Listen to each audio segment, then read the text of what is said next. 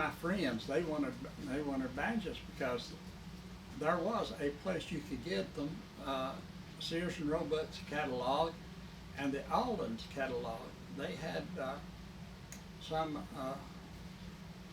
banjos, pictures of them, and that's how I learned to recognize a lot of stuff. Back then they were starting to make open back banjos.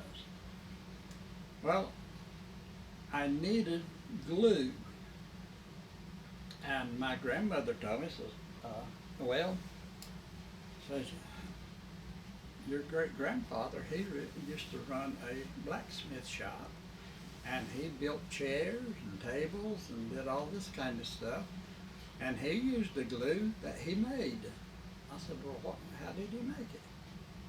She said, well, when they kill a deer or a cow or slaughter, anything like that, they would scrape the inside of the skin. You could scrape it and you could dry it, and then you could break it up or cut it up. And a lot of times, she said, he would run it through his sausage grinder. Had an old crank machine that you would make the sausage out of. And he'd run it through that and then let it dry, and then when he needed to make glue, he would put it in real hot water and let it set for a day or so, and then when he needed to use it, he would just heat it up. And usually kept a fire in an old stove sitting around in his shop. So I decided I would do that. So my dad, he had a young beef that he slaughtered this year. So I decided I was going to do what my grandmother had told me that I needed to do. So I got me a piece of glass, and well, an old mason jar that gets broken, a half-a-gallon jar, and it's got a curve in it. Most of the time it'll break off, and you can use that, and that makes a wonderful scrape. And I would scrape that hide, and I got probably a pint jar full of stuff, and I did what my grandmother said. But you see, it doesn't last forever. You see the cracks in this banjo hook. That was put together with hide glue, homemade.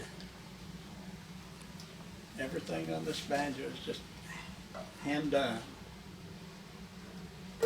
And that got me started then. I had glue, and I had this idea of what to do. So I built banjos for people in the community and out of the community too. And I worked on banjos.